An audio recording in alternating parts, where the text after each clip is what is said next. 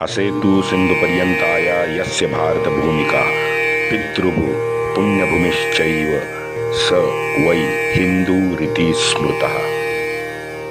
भारत भू का सच्चा छिपाया गया इतिहास आपके समक्ष रखने का हमारा प्रामाणिक प्रयास है। हमारे इन कोशिशों को लाइक सब्सक्राइब करके आप हमें सहयोग करने की कृपा करें। बेल बटन जरूर दबाएं। आज तक हमने इतिहास में ईसा पूर्व 326 से 1857 का कुछ अनदेखा अनसुना जो इतिहास है वो उजागर करने की कोशिश की है। इससे आगे निजाम, मराठा और राजपूतों का इतिहास शेष है। कृपया सहयोग करें, वरना YouTube से ये हमारा इतिहास भी ओझल होने की आशंका है। वंदे मातरम। जय श्री राम। योगेश अनंतकाले सभी सुनने वालों को प्यार भरा नमस्कार। मित्रों, हम लोग आए थे बादली की सराय के लड़ाई तक, क्योंकि बादली की सराय की ये जो लड़ाई थी ये भौगोलिक दृष्टया और लश्कर के दृष्टया ये दिल्ली को घेरने में बड़ी बड़ी परफेक्ट जगह साबित हो गई। जहाँ पे रिच पे यहाँ अंग्रेज चढ़ के बैठे जून में, उन्होंने पूरी गर्मी का सीज़न जो था वो वहीं रिच पे बैठ के वहाँ पे बिताया। जून गया, जुलाई गया, अगस्त में थोड़ा बहुत हुआ। इस दोनों महीने में लगातार हमले तो चल ही रहे थे। लेकिन आज थोड़ा सा जाते जाते विश्लेषण करते हैं कि भारतीय तात्कालीन लेखक जो है, जिन्होंने इस स्वतंत्र युद्ध पे अपने विचार लिख के रखे हैं 125 साल से, तो वो बहुत सारे मैंने ऐसे देखे कि वो सिखों को बड़े कोसते हैं। अब जाटों का जो इतिहास है उसमें भी ये बताया गया है कि उन्होंने भी अप्रत्यक्ष रूप से सिखों को कोसा है। तो मुझे लगा कि थोड़ा सा तात्कालीन जो परिस्थिति है, वैसे मेरी तो वन लाइनर है और मैंने बार बार ये प्रूव किया है कि सिख क्यों हमारे राष्ट्रवादी के साथ इस युद्ध में नहीं थे। उसके बैकग्राउंड भी रणजीत सिंह जी महाराज का जो पूरा का पूरा जीवन है, और उन्होंने जो लड़ी हैं 5-6 जंगें जो उनके काल में, इनफैक्ट 1850 तक अंग्रेज ब्रिटिश जो थे ये सिख उनके साथ ही लड़ रहे थे। ये सब इतिहास हमने ऑलरेडी सुन चुके हैं हम। लेकिन अब इसमें मैंने जो पहले एपिसोड में आपको कहा था कि ये जॉन और हेनरी लॉरेंस, ये जो जोड़ी थी ना, ये अद्भुत जोड़ी थी। प्रशासकीय अधिकारी के तौर पे इन्होंने जो अपनी बुद्धिमत्ता का परिचय हमको दिया है वो असामान्य है। इसलिए मैंने कहा कि तात्कालीन थोड़ा सा परिस्थिति पे मैं उसका इतिहास, भूगोल और तात्कालीन जो राजकारण था ना वो समझना थोड़ा सा आवश्यक है। मित्रों, ये सिखों की रियासत का जब डलहौसी ने पूरा का पूरा खालसा कर दिया था तो एक धोरण उसमें स्पष्ट अमल में लाया था। सभी जितने भी सिख फौजी थे, जिसमें निहंग भी थे, पूरा का पूरा उन फौजियों का निष्कासन डलहौसी ने कर दिया था। पूरा जितना भी सैन्य था वो सभी सैनिकों का निष्कासन डलहौसी ने तुरंत करवाया। ये नंबर 1। नंबर 2, पंजाब का सारा कारोबार उसने जॉन लॉरेंस के हाथ में पहुंचाया। तब जॉन लॉरेंस के पास हेनरी भी था, जिसको बाद में लखनऊ भेजा गया। तो जॉन लॉरेंस बड़ा शातिर था, मैंने पहले कहा। इन्होंने दोनों ने बड़े होशियारी से अपने काम को अंजाम दिया।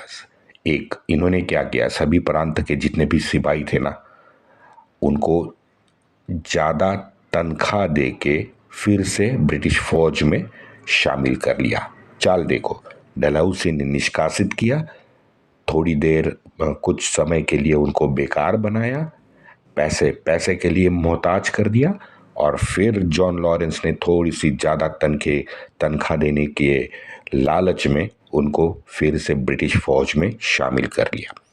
2, अब पंजाब में खेती के लिए स्थानिक नागरिक जो थे उनको जॉन लॉरेंस ने अपने तथाकथित नई मशीनरी जो उन्होंने विकसित की थी यूरोपियंस ने, वहाँ उनको गाजर दिखा के उनको खेती के लिए स्थानिक नागरिकों को प्रोत्साहित किया। अब जमीन तो अमाप जमीन थी सरकार के पास, तो जॉन ने उसका भी जो जमीन थी वो भी चलाने के लिए प्रारंभ किया स्थानिक नागरिकों को। अब इससे हुआ यूं, एक तो ये सभी सैनिक कुछ समय के लिए निष्कासित हो गए, तो घर पे बैठे थे। हाँ, गरीब थे, उनके पास तो जमीनें थी नहीं, तो जमीन जोतने के लिए सरकार ने उन्हें जमीन दे दी। तो हुआ यूं कि जो पूर्व सैनिक थे वो अपना लश्करी पेशा छोड़ के वो खेती करने आरंभ हो गए। अब बाकी जितने भी निशस्त्र किए गए 25-30 साल के जो सैनिक थे वो अब इतने बीच में जो 15-20 साल का समय निकला उसका परिणाम ये हुआ कि इन हमारे सनातनी सिख भाइयों का जो राष्ट्र प्रेम था वो तो आबादित था, लेकिन क्षात्र तेज है ना, वो तेजी से कम होते जा रहा था। अब फौजियों की एक नई जात पैदा हो गई। अब खेती पर निर्भर जो दिन रात शांति की अपेक्षा करने वाले लोग हैं ना, उनमें बढ़ोतरी हो गई। सीधी बात है कि भाई अब ये मेरा खेत है, अब मैं फसल काटने का समय आ गया और आप युद्ध कर रहे हो। तो उस जितने भी वो ग्रुप था ना, वो ग्रुप बढ़ने लगा जो शांति की बार बार अपेक्षा करने लगा था। प्रशासन और सैन्य, इन दोनों का प्रत्यक्ष संपर्क ही जॉन ने खत्म कर दिया, वो भी 8-10 साल के मात्र इतने कम समय में। आप सोचिए, महान हमारे सेनापति महाराजा रणजीत सिंह जी के योद्धाओं के हाथ में जब खेती का इन्होंने नांगर हाथ में पकड़ा दिया, जिससे वो जोते हैं ना उस मशीन को, मराठी में तो नांगर कहते हैं, हिंदी में मालूम नहीं है। अब वो हमारा समाज देखो, हमारा समाज कितनी आसानी से अपना रास्ता छोड़ता आया है, क्योंकि वो नए परिस्थिति में खुद को ढा लेने की क्षमता रखता है। पहले सैनिक थे, हैं, बीच में कुछ साल निकल गए, अब सामने जो दिख रहा है वो खेती करना दिख रहा है। चलो भाई खेती करते हैं, कुछ नए मशीनरी के साथ खेती करनी है, चलो भाई नए मशीनरी के साथ हम लोग किसी भी परिस्थिति में खुद को ढाल ले सकते हैं। ये हमारी क्षमता भी है और एक प्रकार से ये हमारा दुर्गुण भी यहाँ पे साबित हो गए। अब हमारे पूर्वज हैं, ये विवेक बुद्धि पे तो विश्वास रखते ही थे। वो शायद विवेक बुद्धि आज थोड़ी सी कम हो गई क्योंकि पेट का सवाल था। पहले तो हम अंधा अनुकरण कभी भी नहीं करते थे, लेकिन ये नए शिक्षा नीति से हम अब अंधा अनुकरण भी करने लगे थे। अब्राहमिक विचारधारा वो जो देने का निरंतर प्रयास करने वाली शिक्षण पद्धति है वो भी हमने अपना ली थी, क्योंकि 20-25 साल तो हो गए थे ना। हाँ, अब अपने नीति के तहत ये बदलता पंजाब देख के जॉन थोड़ा रिलैक्स हो गया था। अब वो जैसी 1957 की गर्मी आई, वो लाहौर से ऊपर मरी हिल्स में आराम करने के लिए निकल गया। अब जैसे ही मरी हिल्स में वो पहुंचा, उसका स्वागत ही एक टेलीग्राम से हुआ। तारीख थी 10 मई, मीरत में विद्रोह हुआ। अगले दिन और एक टेलीग्राम आया, तारीख थी 11, दिल्ली का पड़ाव ऑलरेडी हो चुका था शाम तक। जॉन बड़ा चालाक और दूरदर्शी था। उस दिन वो मरी हिल्स से निकला और रावलपिंडी शिफ्ट हो गया। उन दिनों पंजाब के सैन्य का सारा प्रमुख कारोबार जो चलता था वो म्यांमार से चलता। मियां मीर जो है लाहौर के नज़दीक जो है, आज पाकिस्तान में है, वो ये म्यांमार से, आप ये समझ लो कि पंजाब आर्मी का, ब्रिटिश आर्मी का हेड ऑफिस तब म्यांमार में था। अब वहाँ के किले के जो संरक्षण था, तो किले के संरक्षण का की जो नियुक्ति होती सैनिकों को की, वो वहीं लाहौर से होती थी। अब किले पर हमारे काले हिंदी सैनिक और गोरे, इसका गुणोत्तर प्रमाण 1 से 4 था। अब जैसे एक गोरा था तो 4 हमारे काले हिंदी सैनिक थे। इतने दिन तक तो सभी अच्छा चलता था, लेकिन 11 तारीख के बाद गोरों की पैंट गीली होने लगी, मन में उनके डर सताने लगा। लाहौर में तो रॉबर्ट मॉन्टेगरी जो था, ये मॉन्टेगरी और जॉन, ये दोनों एक साथ मिले, क्योंकि रॉबर्ट के पास, रॉबर्ट तो ग्राउंड पे काम कर रहा था, उसके पास तो लगातार रिपोर्टें आ रही थी उसके गोरे सैनिकों की। लेकिन जॉन तो पक्का खिलाड़ी था, युद्ध नीति, राजनीति, ये दोनों में जॉन माहिर था। बड़े धैर्य से, बिना हड़बड़ाहट के, उसने एक ब्राह्मण को अपने साथ ले लिया, एक योजना बना ली। इस ब्राह्मण जासूस को म्यांमार के सैनिकों के बीच जॉन ने छोड़ दिया। और उसका टास्क क्या था? उसका टास्क ये था कि म्यांमार के जो हिंदी सैनिक है, उनकी मनीषा जानना, ये उस ब्राह्मण का टास्क था। ब्राह्मण ने अपना काम पूरा कर दिया। मॉन्टेगोमेरी के सामने उसने जाके रिपोर्ट रखी कि साहब, ये तो स्वतंत्र की आस लगाए बैठे सैनिक हैं, वहाँ उत्तर प्रदेश में कुछ संदेशा आने की वो राह देख रहे हैं, सिर्फ वहीं की राह देख रहे हैं, जब तक संदेशा नहीं आता वो कुछ नहीं करेंगे। अब ये सुन के रॉबर्ट के तो पाँव के नीचे से जमीन खिसक गई। तुरंत शाम को उसने क्या किया, उसने सभी सैनिकों को मंदिर में, ये मैदान में बुलाया। मैदान में बुला के सर्वप्रथम उन्होंने सर्व सैनिकों को निशस्त्र कर दिया। अब सुबह होते ही सबको एक जनरल परेड के लिए एक स्थान पे उसने लगा दिया। अब जितने भी गोरे थे उनको एक वर्तुलाकार बना के बीच में नेटिव को रखा। भाई साहब, मॉन्टेगोमेरी इतना क्रूर था कि जितने भी गोरे थे उनको, मैंने कहा कि जैसे वर्तुलाकार बना के जो खड़ा कर दिया, जो बीच वाले नेटिव थे ना, उनको पता ही नहीं थे, वो तो बौखला गए कि, लेकिन जानते ही नहीं थे क्या क्या होने क्या वाला है। एक तो उन्होंने निशस्त्र कर दिया, ड्रेस उतरवा लिया, बीच में गोलाकार खड़े कर लिया, और सभी जितने भी गोरे सैनिक थे उनको एक वर्तुलाकार स्थिति में नेटिव की तरफ मुंह करके खड़ा कर दिया। अब स्थिति बड़ी ये हो गई, किसी को कुछ पता ही नहीं था। गोरे सोजीर भी यहाँ अचरज में पड़ गए कि भाई चल क्या रहा है, क्योंकि किसी को पता नहीं था कि आगे क्या होने वाला है। किसी को लगा, किसी गोरे ने लिखा है कि ये, पहले तो मुझे लगा था कि ये नया ड्रिल है, किसी ने कहा यह युद्धाभ्यास, कोई नए प्रकार का युद्धाभ्यास है। किसी को कानो कान खबर नहीं थी कि रॉबर्ट मॉन्टेगोरी के मन में क्या है। जैसे ही परेड की हलचल शुरू हुई, रॉबर्ट ने तोफों की बत्तियां जलाने का गोरों को हुक्म दे दिया। अचानक ये सब देख के सारे नेटिव अपनी बंदूकें छोड़ के, क्योंकि वो तो निशस्त्र कर दिया था ऑलरेडी, बंदूकें तो नीचे पड़ी थी ग्राउंड पे, तो बराकी में भाग गए। अब इनमें से कुछ चुने हुए गोरे सैनिक थे, वो लाहौर निकल गए।